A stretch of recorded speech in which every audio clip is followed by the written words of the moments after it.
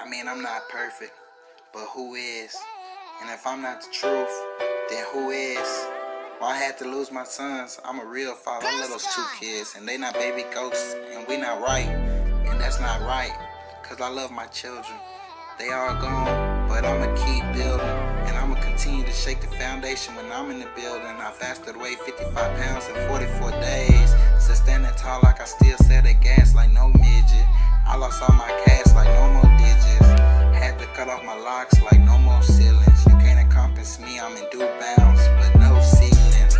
No matter how hungry I am, no stealing. I mean no stealing. Never stealing. Still behind my walls of my integrities, that's my fortress. And I ain't gonna say her name, but I still love my old chick. My heart is gorgeous, and I'ma find a woman that I ain't looking for. When my spirit shines so bright, bring your shades when you look at the sun. Y'all should see how my city treats me, I'm just a vagabond. I now know how the eyes feel when the stable look at a bomb. It's so hard for me not to run, straight to a gun. Whoever thought I'd be shunned, gave so much away. For me, I ain't keep none. Stressless and sexless like the eulogy of a nun. And it can sound crazy, but I think that I won.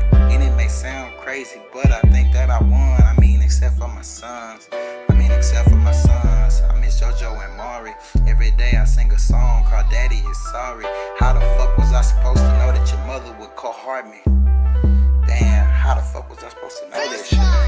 Thought we were equals, why I feel like you just wanted to outsmart me. Let me find out you part of the beautiful but heartless. You threw me to the gutter like I was just straight garbage. Maintaining through the struggle, trying to avoid picking up my carpet. And I love the hustle, but I can't face no more charges.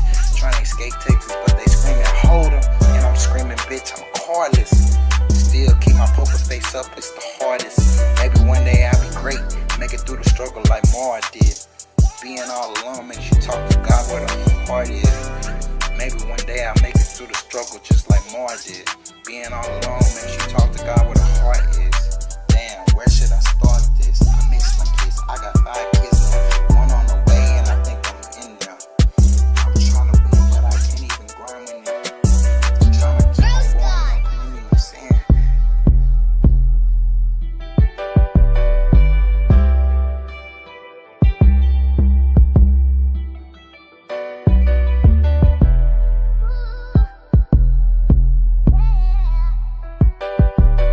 Gangstalkers try to make others think that a TI has a mental illness. Ready for more? Let's go. TIs, it's time to know thy enemy.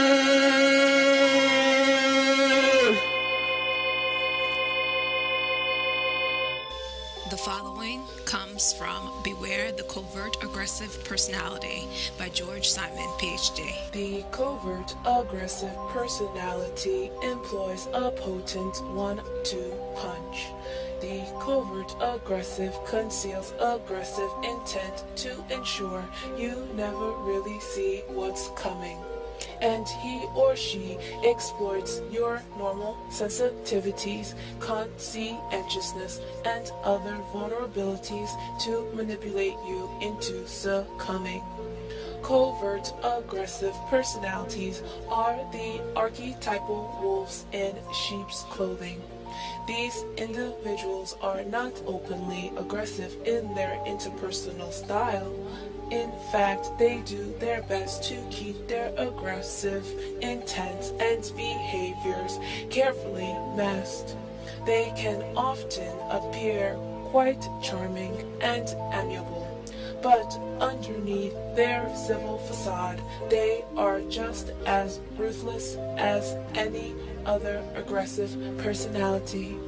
They are devious, underhanded, and subtle in the ways they abuse and exploit others. They have usually amassed an arsenal of interpersonal maneuvers and tactics that have enabled them to effectively manipulate and control those in relationships with them. The tactics they use are effective because they simultaneously accomplish 2 objectives very effectively.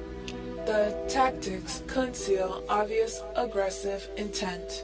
When the covert aggressive is using the tactics, the other person has little objective reason to suspect that he is simply attempting to gain advantage over them.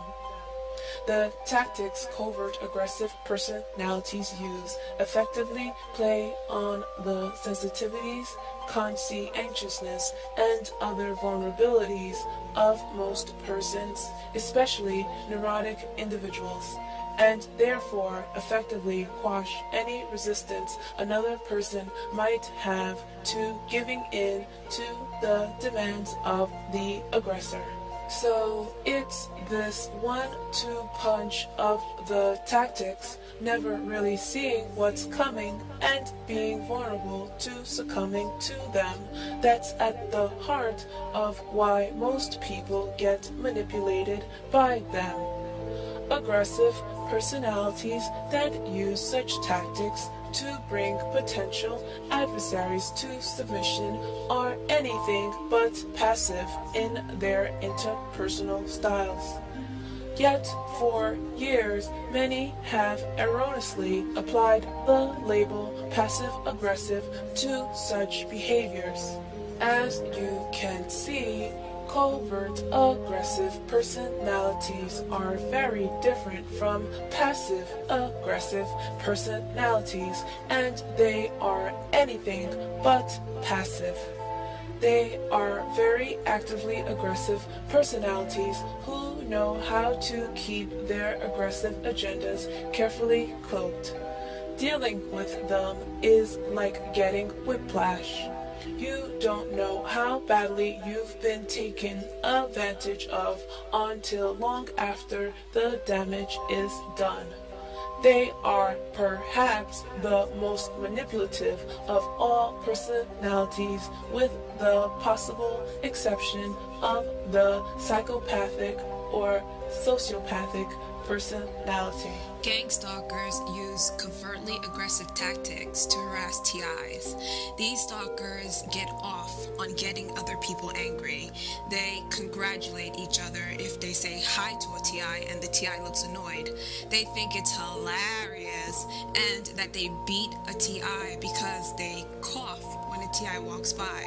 They impress their friends by trying to record TIs using the bathroom. They bond with their mates and children by trying to walk into a Target in the street. Sometimes they get really romantic and do this while holding hands, and then they look at the TI and say sorry with a sneaky smile, then smirk. Aww. Right. All this is mostly done by people who are supposed to be adults, believe it or not. Any relationship that involves harassing other people during time spent together is not one anybody should be jealous of or want. TIs report that they have been harassed by couples. If a couple's quality time involves harassing people, it means that there is something wrong with the relationship that the couple is ignoring and is instead taking the frustration out on an innocent outsider. Some parents actually get their kids involved in gang stalking. There is something wrong with the parenting skills and family values that are being taught to these children. Maybe these parents should try to raise their kids to be productive members of society who respect other people's rights. Just a thought. I wonder what they say after a gang stalking incident. Good one, Mom. Oh, honey. Did you see his face? He was so mad when you coughed. You are so romantic. Oh, baby. I liked how you just turned around and started telling that girl off or pretending like you weren't even talking to her. That was sexy. You are so spontaneous. Girl, the way you just shouted curses at him, then drove away so he couldn't say anything, show me you know how to stand up to people. For real. Dad, you're my hero.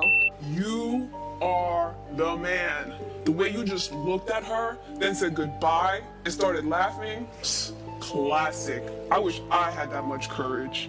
My parents say it's okay to pick on someone as long as everyone else is doing it. They are like the best parents ever. Now it's time for FYI, essential information for TIs. Gangstalkers use covertly aggressive tactics to manipulate TIs. A TI needs to be aware of the process of victimization as well as defense mechanisms and offensive tactics that could be used to cause them harm.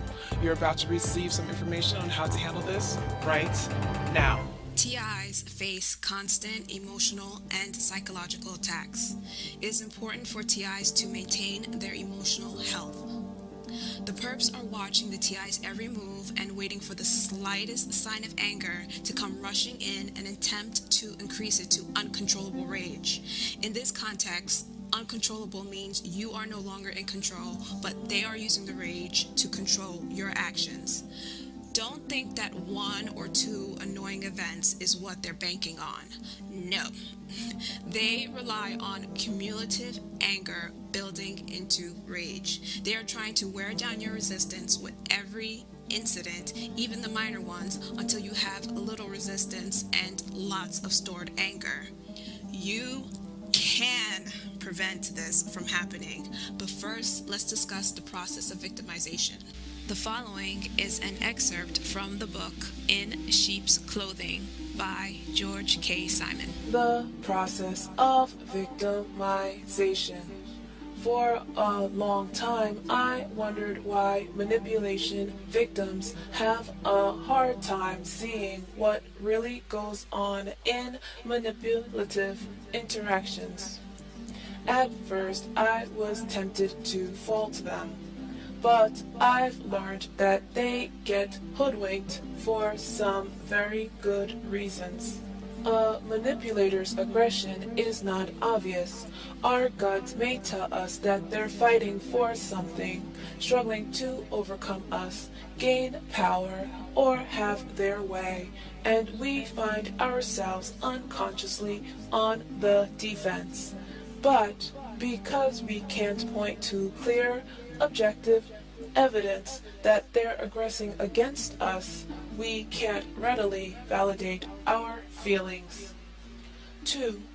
The tactics manipulators use can make it seem like they're hurting, caring, defending, almost anything but fighting. These tactics are hard to recognize as merely clever ploys. They always make just enough sense to make a person doubt their gut hunch that they're being taken advantage of or abused. Besides, the tactics not only make it hard for you to consciously and objectively tell that a manipulator is fighting, but they also simultaneously keep you consciously on the defense. These features make them highly effective psychological weapons to which anyone can be vulnerable. It's hard to think clearly when someone has you emotionally on the run. 3.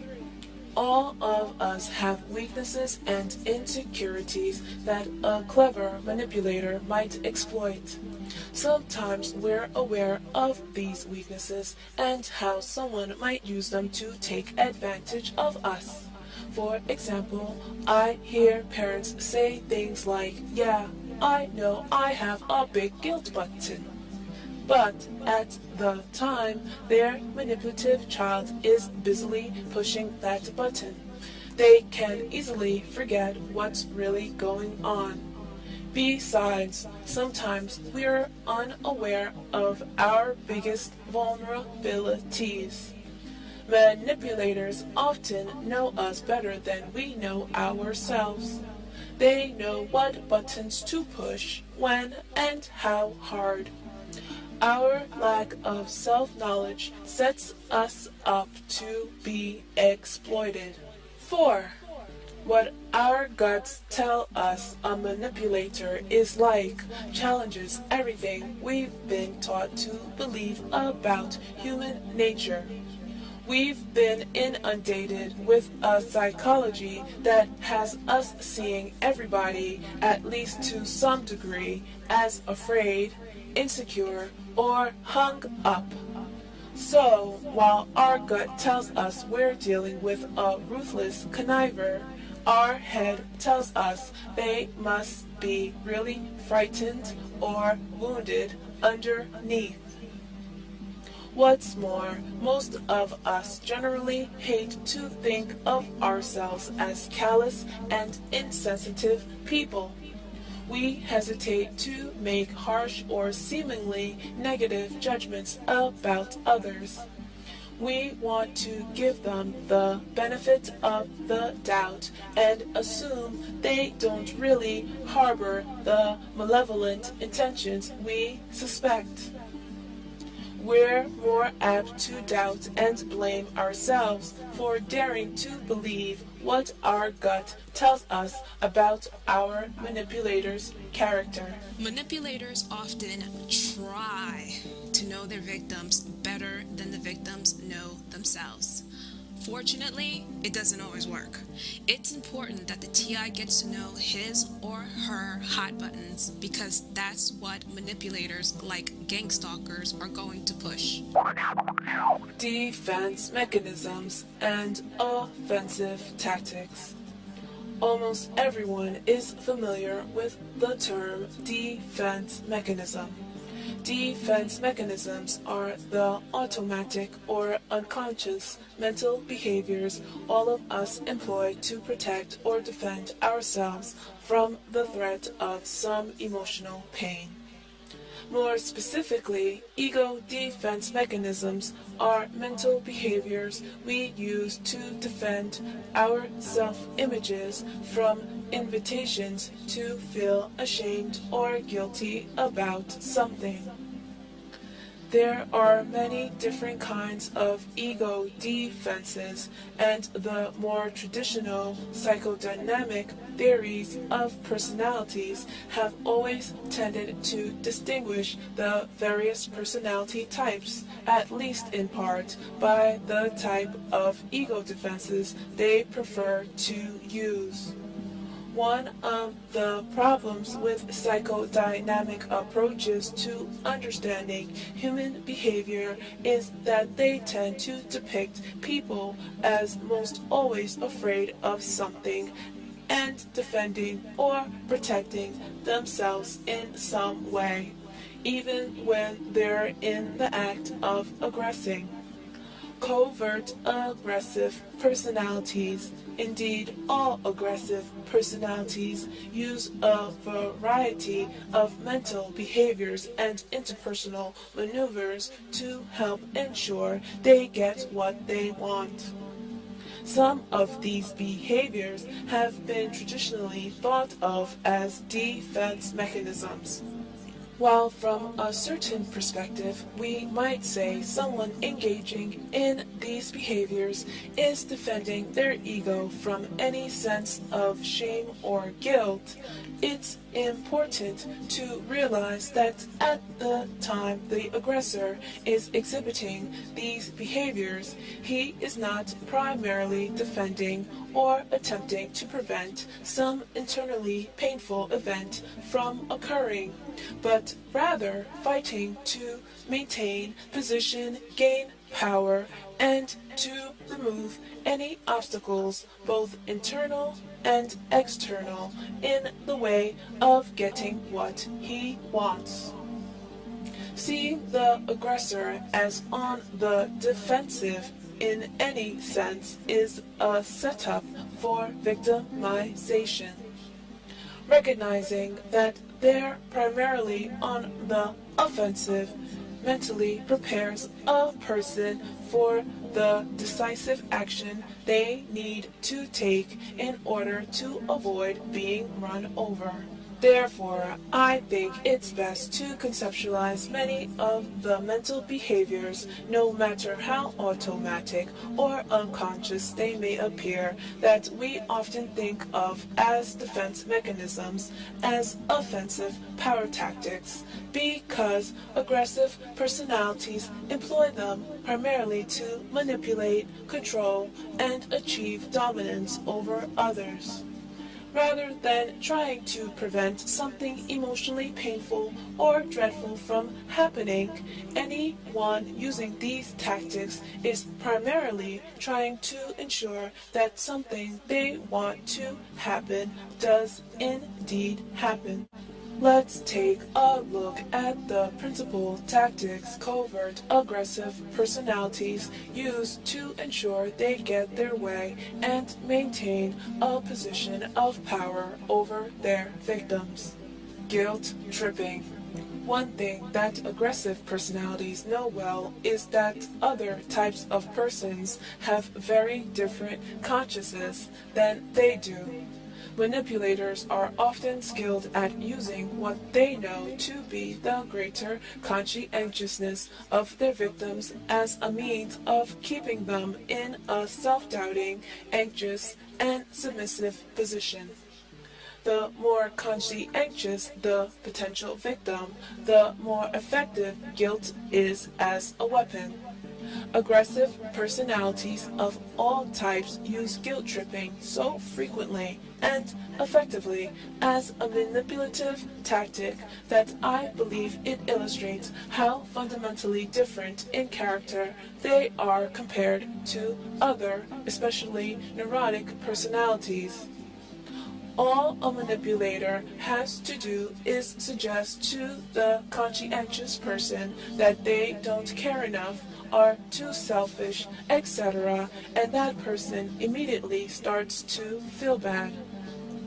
On the contrary, a conscientious person might try until they're blue in the face to get a manipulator or any other aggressive personality to feel badly about a hurtful behavior, acknowledge responsibility, or admit wrongdoing to absolutely no avail. Shaming. This is the technique of using subtle sarcasm and put-downs as a means of increasing fear and self-doubt in others. Covert aggressives use this tactic to make others feel inadequate or unworthy and therefore defer to them. It's an effective way to foster a continued sense of personal inadequacy in the weaker party, thereby allowing an aggressor to maintain a position of dominance. Vilifying the victim. This tactic is frequently used in conjunction with the tactic of playing the victim role. The aggressor uses this tactic to make it appear he is only responsible or defending himself against aggression on the part of the victim. It enables the aggressor to better put the victim on the defense. Projecting the blame or blaming others. Aggressive personalities are always looking for a way to shift the blame from their aggressive behavior. Covert aggressives are not only skilled at finding scapegoats, they're experts at doing so in subtle, hard-to-detect ways. Minimization. This tactic is a unique kind of denial coupled with rationalization. When using this maneuver, the aggressor is attempting to assert that his abusive behavior isn't really as harmful or irresponsible as someone else may be claiming. It's the aggressor's attempt to make a molehill out of a mountain. I've presented the principal tactics that covert aggressives use to manipulate and control others. They are not always easy to recognize. Although all aggressive personalities tend to use these tactics, covert aggressives generally use them slickly, subtly, and adeptly. Anyone dealing with a covertly aggressive person will need to heighten gut-level sensitivity to the use of these tactics if they're to avoid being taken in by them. Shaming is a big part of the gang stalking process. Gang stalkers try to make you feel ashamed of everything about yourself. They want you to believe there is something wrong with you or you did something to deserve the campaign. The gang stalkers will try to make the TI think that nobody likes them, but that is simply not true. One TI overheard a gang stalker saying that nobody likes the TI, so there must be a reason that justifies it. The gang stalker also mentioned that the TI's past friends turned against the TI, so that was proof that there was something wrong with the TI. But the gang stalker conveniently left out how much the gang stalkers were involved in making people dislike the TI and their efforts towards promoting negative interactions in the TI's relationships. To illustrate my point about friends betraying the TI, let's look at what happened to Jesus. I'm not preaching a sermon or trying to convert anyone. I want to look at some incidents in Jesus' life from a strictly historical context. Jesus was an outspoken do-gooder who was pretty popular until his enemies' campaign against him started to work. His enemies had been trying to turn people against him for a while, sometimes confronting him directly in public or spreading lies among prominent figures and commoners. They started to plot ways to have him crucified and got one of his own disciples to betray him. Judas, one of his closest friends, sold him out for money. Most of his friends ran away and hid when the enemy came for Jesus. Then there was Peter, who vowed to always be true to Jesus, but later denied him 3 times. Peter had followed closely while Jesus was taken away. He was hanging out near where they held Jesus when some people claimed that he was one of Jesus' friends. Peter denied this every time. This was while Jesus was in his enemy's hands and could use a friend. Why did Peter betray Jesus? Simply because if he had admitted to being Jesus' friends, Jesus' enemies would have attacked him too. None of Jesus' friends stood up for him. They waited until it was too late to stand up for him. Other people besides his friends who were totally on his side and was on good terms with him insulted him and completely took his enemy's side. Remember that Jesus was having problems with his family, and the enemies exploited this. So it looked like nobody liked Jesus, not even his own family. This wasn't the whole truth, but it's probably what his enemies spread to the public at the time. Now, in Jesus' case, it was a special divine plan. But in a TI's case, it's just plain betrayal. Just like Jesus' enemies worked hard to turn Jesus' family, friends, and associates against him, stalkers do the same. From stalkers' cases that have been prosecuted, you can see what the stalkers did to ruin their victims' reputation and turn others against the victims. You can go to YouTube and search Gangstalker Tried and Convicted to hear about what one stalker did to try to ruin her victim. The stalkers put in a lot of effort to make it appear as if nobody likes the TI. If the TI's friends or families turn against the TI, the stalkers tell people who may support the TI, hey, even his friends from childhood turned against him. There must be a good reason for it. That's how they prove that everyone else should hate the TI too. All the while not telling how it came about that all these people turned against the TI.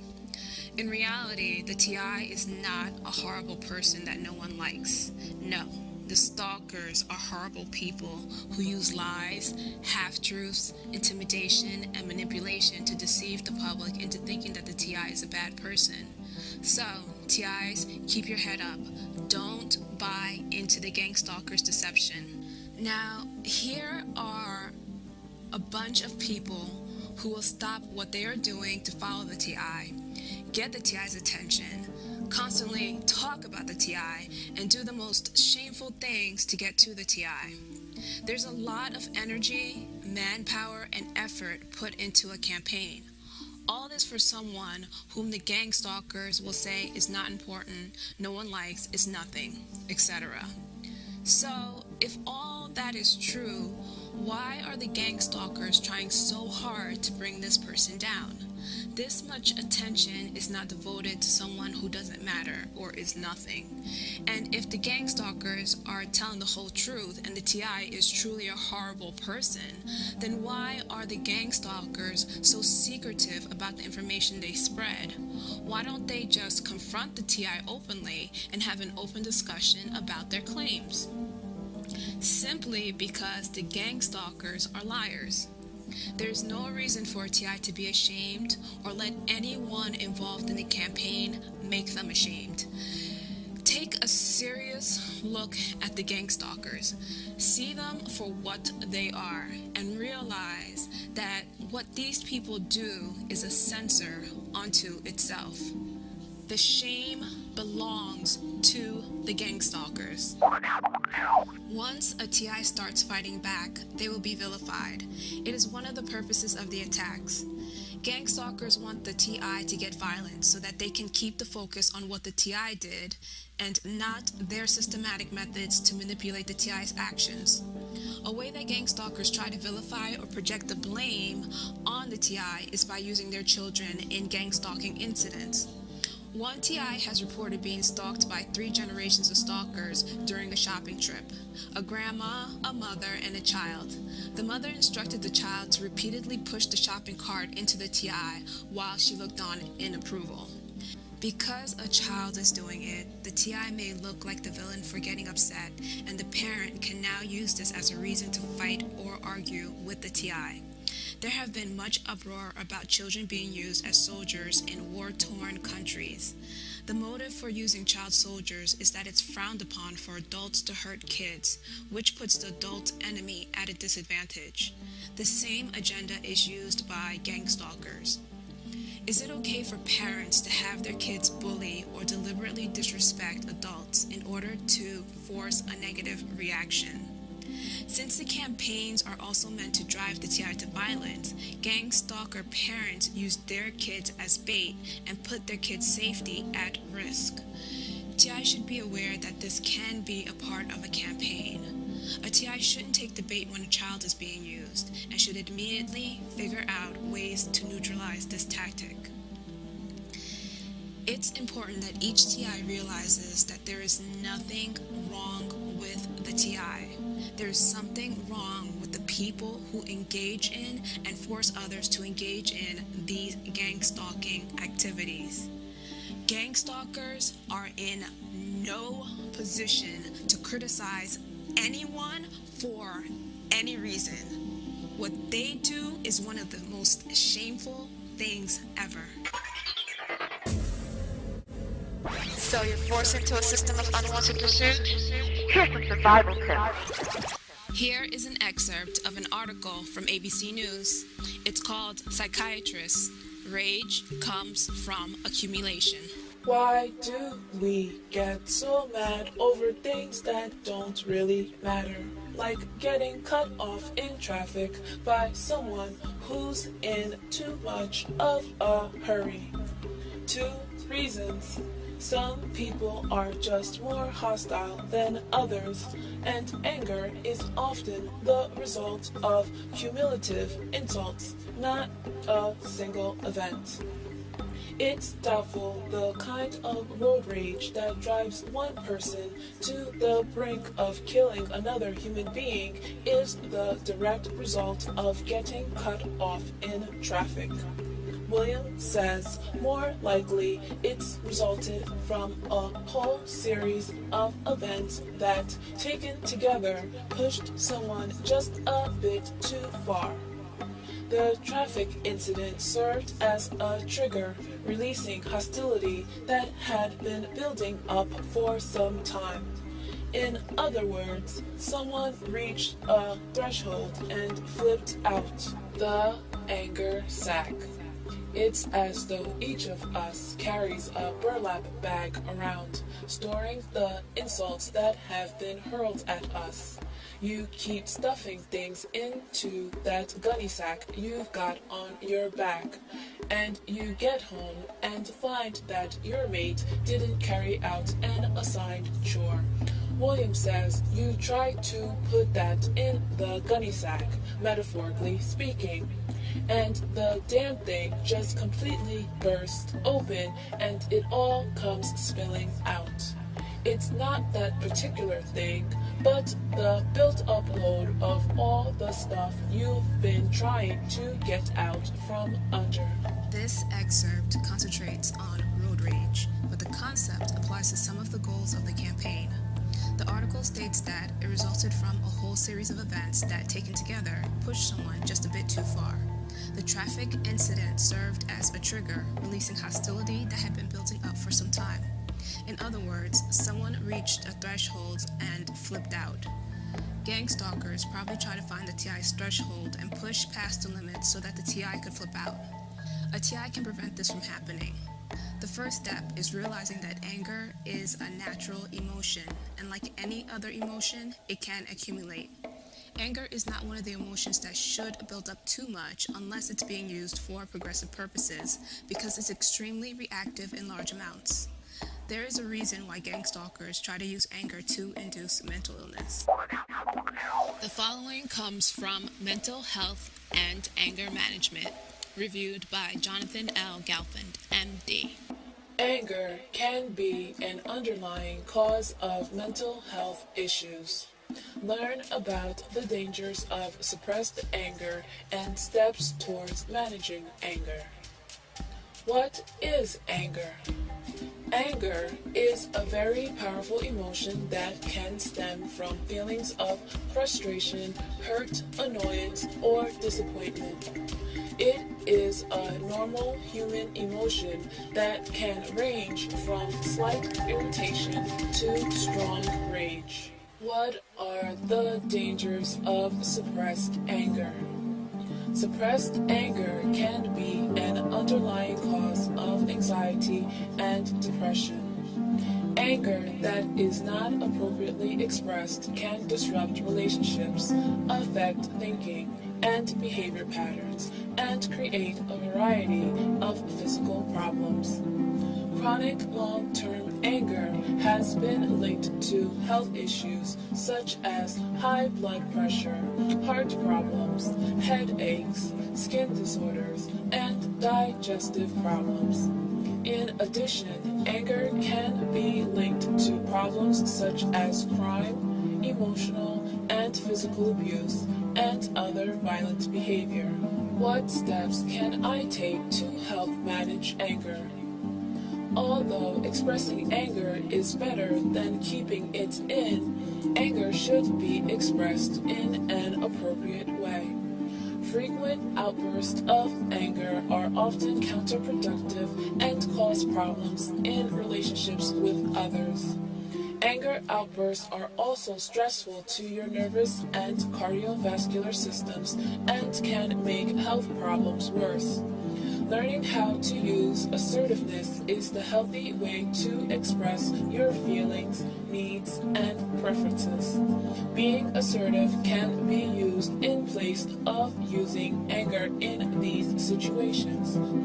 If you have trouble realizing when you are having angry thoughts, keep a log of when you feel angry. Learn how to laugh at yourself and see humor in situations. Practice good listening skills. Listening can help improve communication and can facilitate trusting feelings between people. This trust can help you deal with potentially hostile emotions.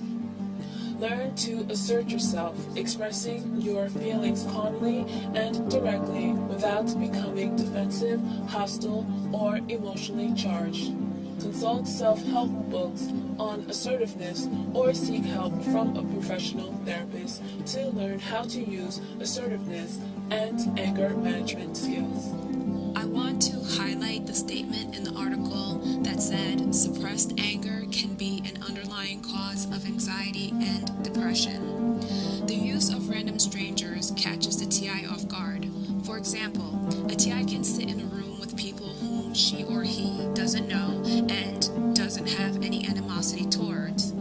Some of the people in that room could be gangstalkers and some might be bystanders. Remember heard that Gangstalkers keep their agenda hidden, and the majority don't know the TI. They only know what they are told. The Gangstalkers are probably hostile to the TI, but since the TI doesn't know who all the Gangstalkers are, she or he will be caught off guard when the stranger suddenly becomes hostile or behaves in an invasive manner. The Gangstalker usually strikes quickly and then moves away before the TI can respond or fakes innocence. The TI either can't respond because the Gangstalker ran away or has to deal with the stalker who denies the incident, so that the argument stays on did it happen rather than what happened. The TI's anger is suppressed by this invalidation method. The suppressed anger is one of the things that stalkers use to induce mental illness. A TI is constantly harassed in this manner, which means that the anger can accumulate quickly if the TI is not careful. A TI who keeps a log of when she or he gets angry can better identify personal hot buttons, but the TI should keep the list in a safe place and immediately figure out ways to prevent others from pushing those buttons. There are additional ways to manage anger which are more specific to the TI's situation. Here's the deal. With the exception of family, friends, and associates who turned against you, some people whom you don't care to ever know are desperate for your attention, have decided to follow you around and harass you. They surround and suck you into their toxic environment. They continue to use abusive methods, try to cut down your self-esteem, and drive you crazy. After they have forced you into their twisted world and hold you hostage, they have the nerve to try to shun you as if you were the one who was pursuing them. They want you to quietly take their abuse. Who wouldn't cry? Who wouldn't get upset or angry?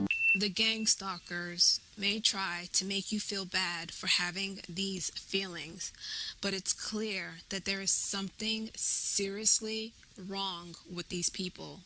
Seriously wrong. If any Gangstalkers are listening, please get help. You have some serious issues that cause you to engage in these activities and need to seek professional help. Back to their victims. Some of the Gangstalkers seem to be angry, negative, and hostile people. They haven't found a healthy way to release their anger, so they take it out on other people. Unfortunately, they have found like-minded individuals to enable their dysfunction and make them feel okay about it, even encourage it. They will antagonize and harass you. They do it deliberately to get you angry, so it's natural that you will probably get angry. There is nothing wrong or weak about getting angry. The problem comes in when they try to manipulate you into violent or humiliating acts while you are angry. How do you deal with the constant aggravation? Here's a few tips. Take a crisis management or emergency response course. This will teach you different ways to deal with crisis. You could also take anger management courses, but those courses usually teach you how to deal with rational people who usually play by the rules. As you can see, you are dealing with ruthless people who don't care about the rules and engage in irrational behavior. It's better to take an emergency course because it teaches how to deal with irrational behavior, which is typical of emergency situations. If you do take an anger management course, make sure that it teaches you how to express anger in an effective way, not how to suppress it. Remember, causing anger is part of the campaign, so most TIs probably would not get angry without the campaigns. TIs don't necessarily have anger management issues, but could take courses just to get tips on how to handle the anger that comes with the campaigns.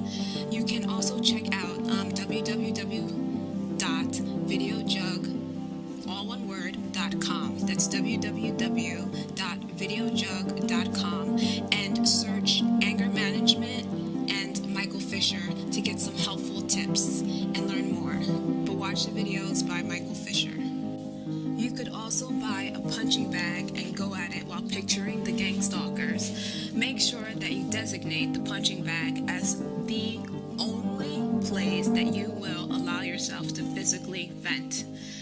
Meditation is also another option. A possible shortfall of meditating is that you might end up denying or ignoring your anger. There are healthy, non-violent ways to express your anger as it is. When people ignore their anger, minimize it, or deny it, it builds. That's what the Gangstalkers are banking on. You not admitting to your anger until it finally explodes and they want to be there to exploit that moment. So if meditation works for you, make sure that it is allowing the full expression or outlet for your anger.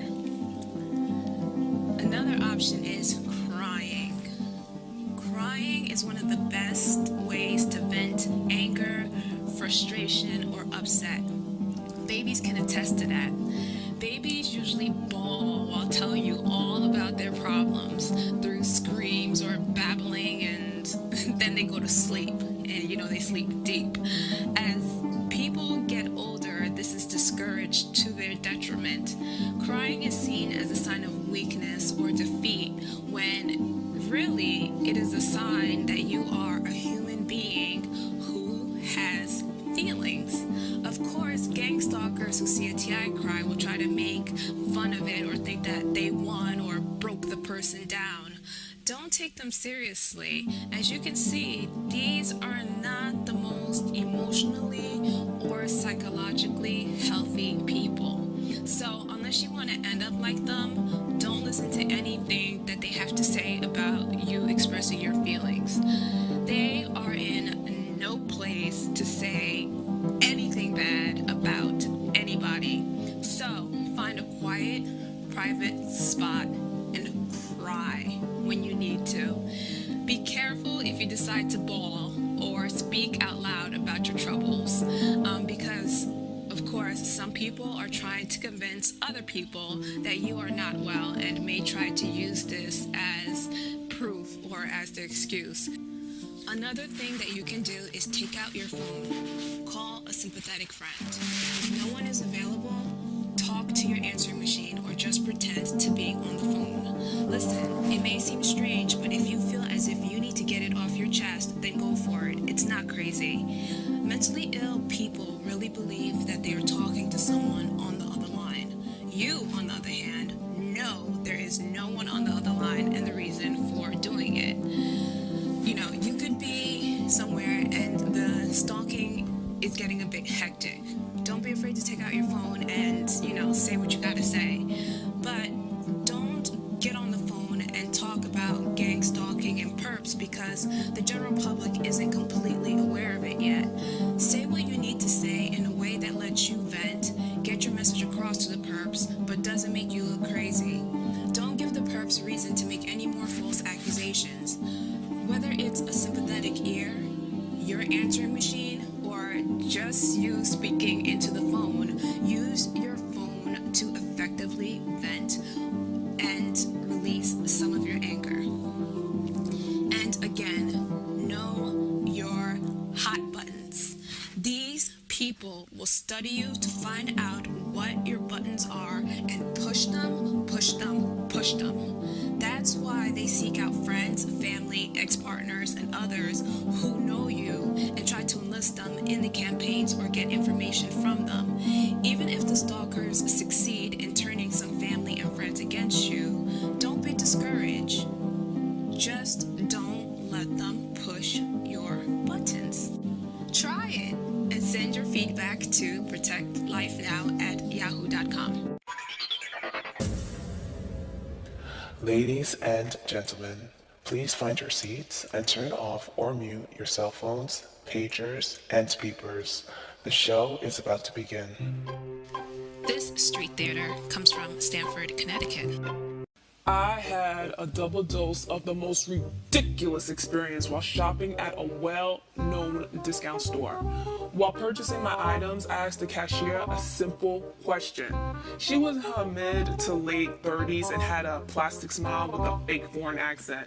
When she gave an unnecessarily complicated answer in a loud, obnoxious voice to my simple question, I grew suspicious, but I gave her the benefit of the doubt because she had been decent. A bit phony, but decent.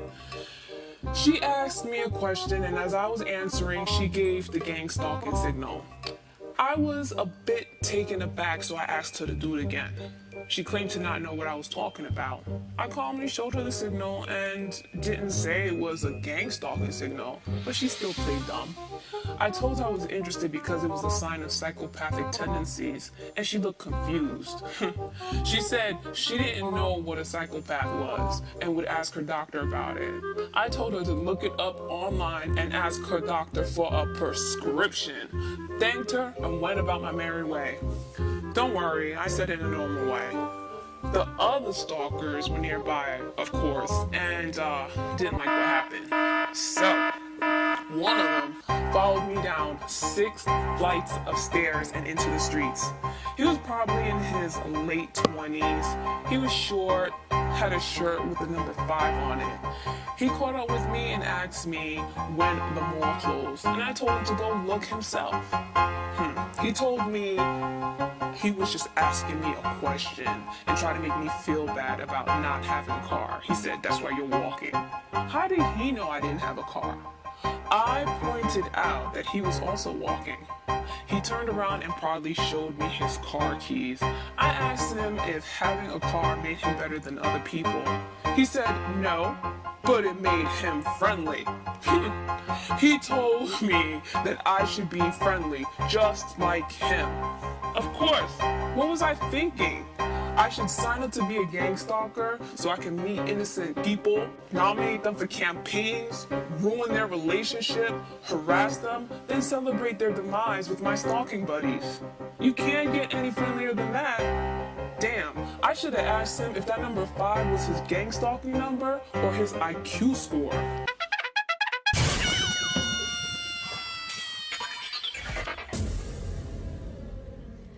Now it's time for TI News. I'm always looking for news stories about stalking, especially gang stalking.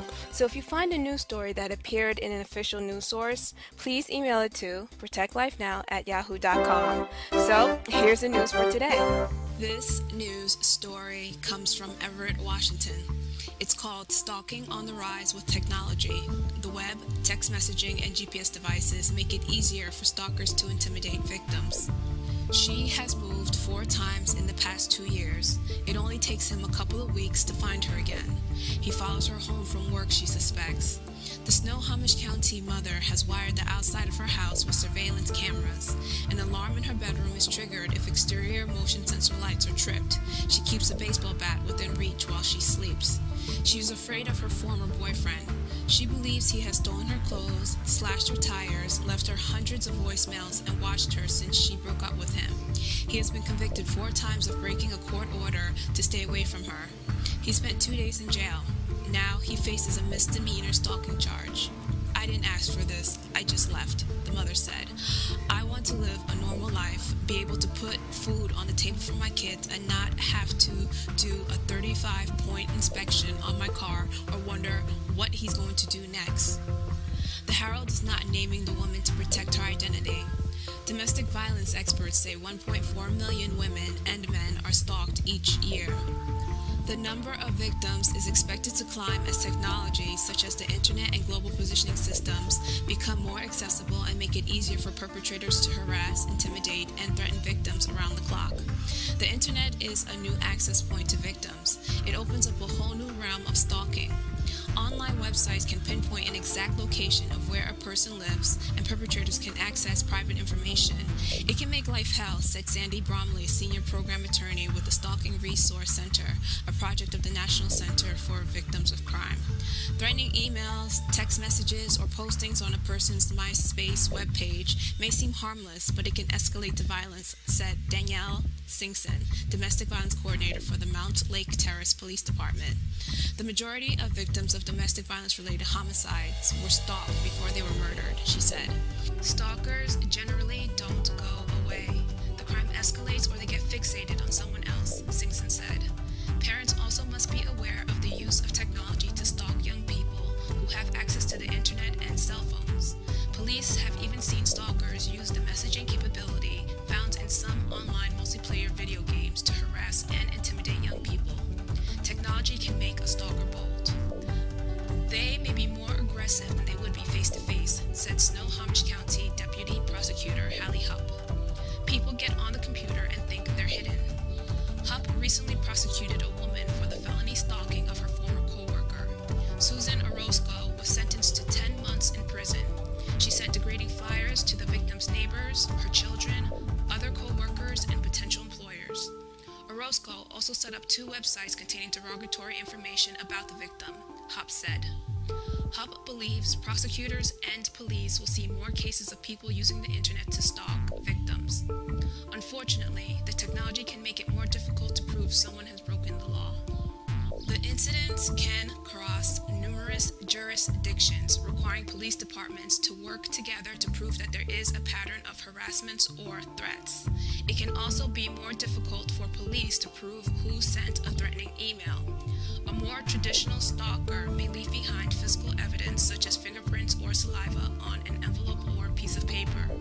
Technology such as text messaging would adapt itself well to a person's obsessive behavior, said Norm Nelson, a domestic violence counselor and owner of the Snow King Counselors LLC, a Linwood counseling center. Stalking often starts as a person's need to know where their partner is at all times, he said. They're trying to satisfy non-specific fears around the relationship. They're in fear of losing the relationship, or they need to control the relationship, Nelson said. The stalker may believe that checking up on their partner 4 or 5 times a day is rational. He is convinced that it shows how much he loves her, Nelson said. Domestic violence experts say it is important that victims of stalking don't ignore or minimize the risk. Oftentimes, victims don't report stalking incidents, or the police treat it as a different crime, such as telephone harassment or vandalism. That can make investigating a stalking case difficult because police must show a pattern of harassment, threats, or intimidation, said Megan Sweeney, the domestic violence coordinator of the Linwood Police Department. Sweeney and others from the South Snohomish County Domestic Violence Task Force are planning a community training session later this month. They hope the training will help people understand what stalking is and what can be done to get help. Victims don't want to report that their underwear is missing or the front door was opened sometime overnight, Sweeney said. It's hard to report that. They worry that no one will believe them. Sweeney remembers one victim became extremely frustrated before police finally took his complaints about an ex-girlfriend seriously. He made several reports before the woman was eventually arrested for stalking. A good number of cases are under investigated, Bromley said. Stalking is a course of conduct, an ongoing pattern of behavior. There has to be quite a bit of investigation that goes into it, she said. The Snohomish County woman, who must keep moving to avoid her tormentor, learned how to keep a stalking log detailing thefts, vandalism, and threats she believes are the work of her ex-boyfriend. Sometimes she calls 911. Police officers don't always take reports, she said. Other times, she doesn't bother calling. She's afraid she'll look like an idiot. I sit down and read the paperwork and wonder if I'm losing my mind. I'm worn out, she said. The worst part is people always look at you like it's your fault. How do you prove that he is responsible for disconnecting her car's battery or stuffing dirt in the gas tank?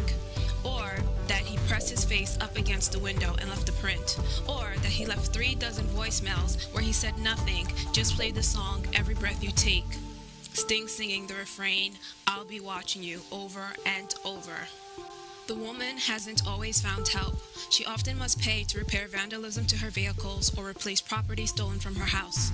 She worries that the torment will never stop. She wonders where she'll get the money to keep going on this way. She can't be sure that he won't turn violent. I like to say that there's a light at the end of the tunnel, but I'm not convinced there is, she said. Some of the reasons the gangstalkers are bold is because of the support that they receive from other gangstalkers, especially the prominent gangstalkers, and the law enforcement agencies ignore or overlook the crime. Whether single or gang stalking, victims don't get enough assistance and often are left to deal with the stalking crime on their own. It's time for preventative methods to stalking rather than law enforcement officials waiting until it's too late, then giving a public apology for doing nothing. This encourages stalkers and encourages stalking. It's time to stop making stalkers feel safe instead of the victim.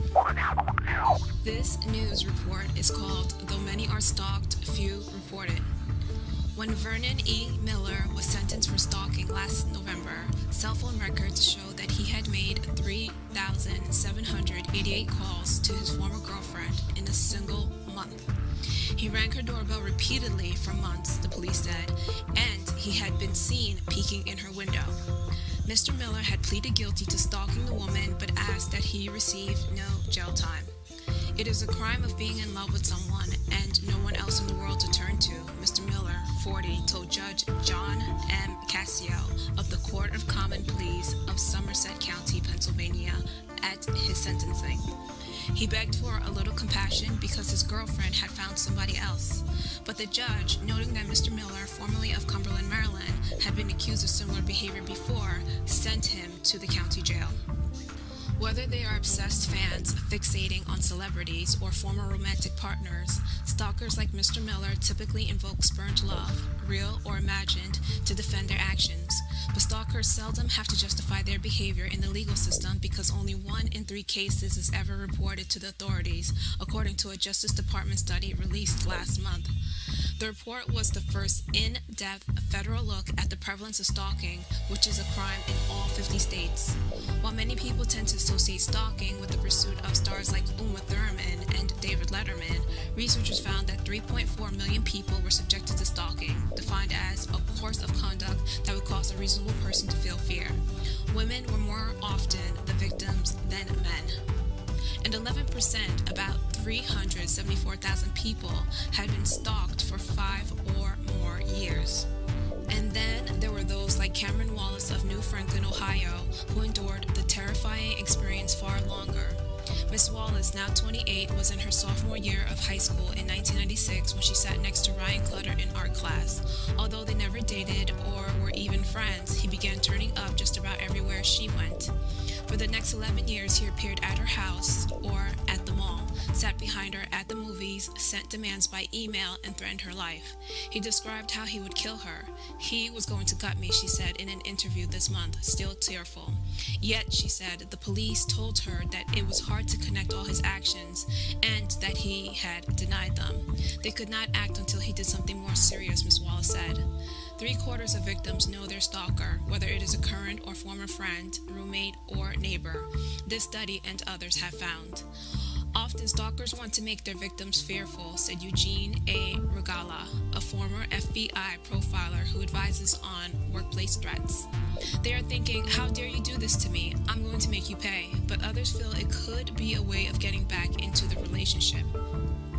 Experts say only a small number of stalking incidents reach the courts because cases are often difficult to compile. There's often no clear physical evidence linking a stalker to the victim. In the Justice Department study, the most common reason for respondents not telling the police they were being stalked was that they felt it was a personal matter or they did not think that the police would think it was important. Stalking is treated like domestic violence was 20 or 25 years ago, said Mary Lou Leary, Executive Director of the National Center for Victims of Crime and a former federal prosecutor. Law enforcement is often suspicious or cynical, but is now beginning to deal with stalking as a crime. Many victims initially refuse to believe or accept that a former partner is singling them out for retaliation. It is a shock for others when a stranger begins to constantly annoy or follow them.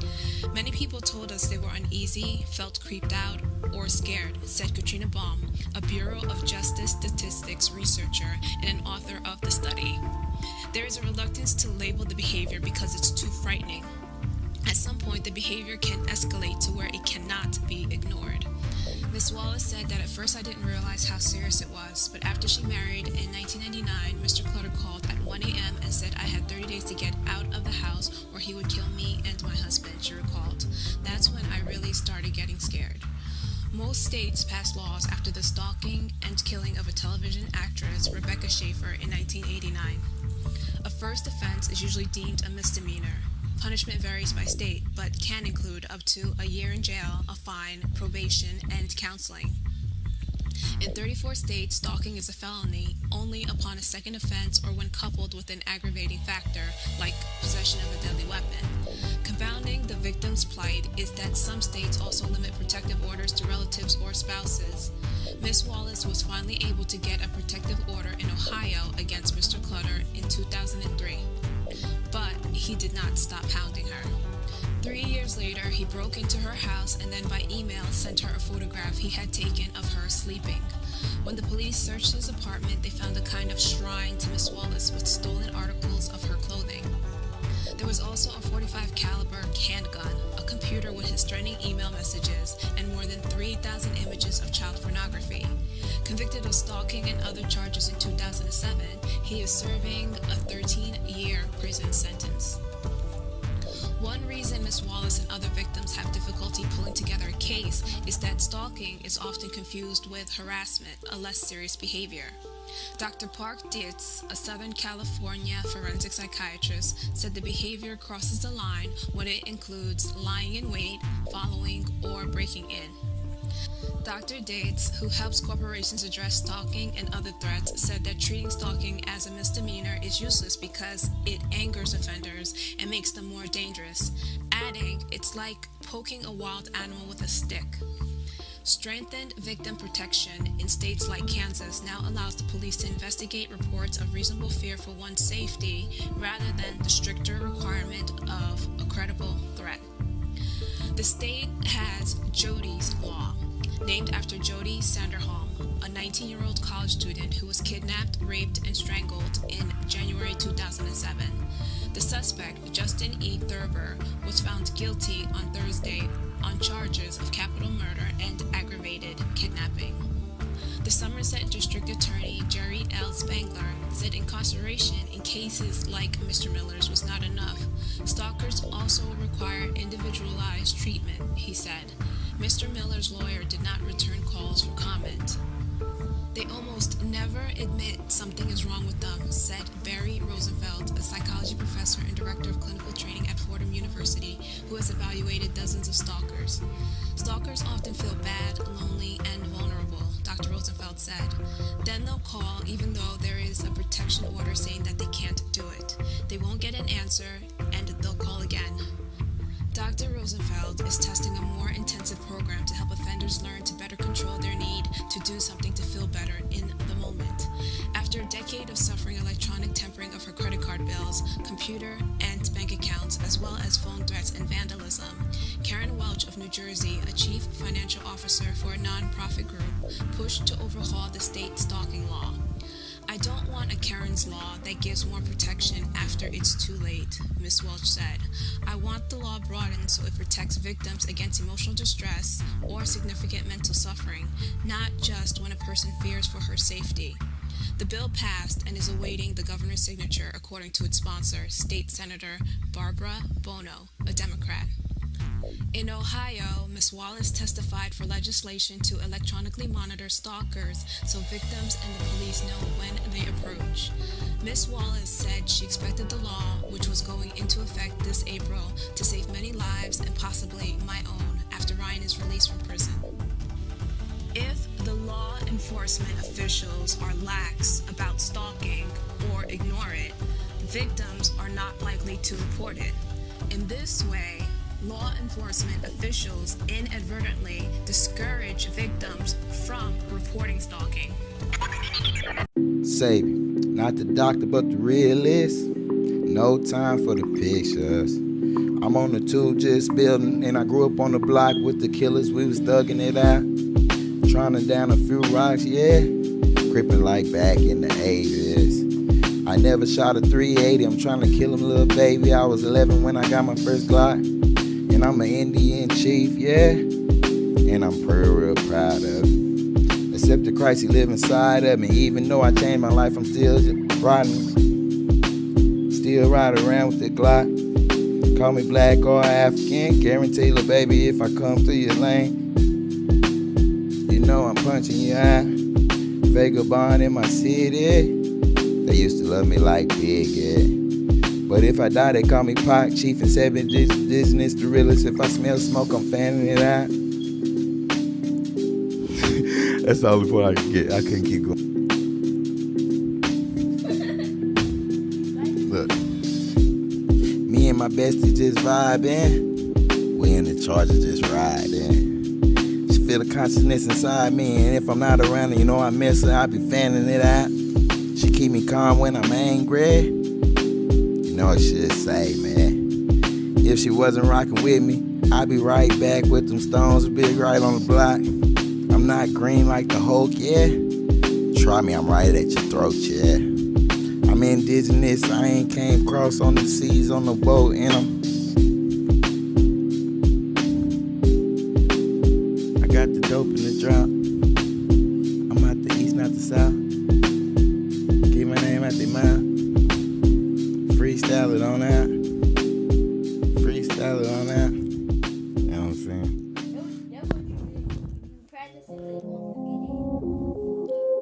Huh? I just hop on the look. This is another one. Damn, buy me a new gun. I got another drum. I made another nigga run. Hop with another bomb.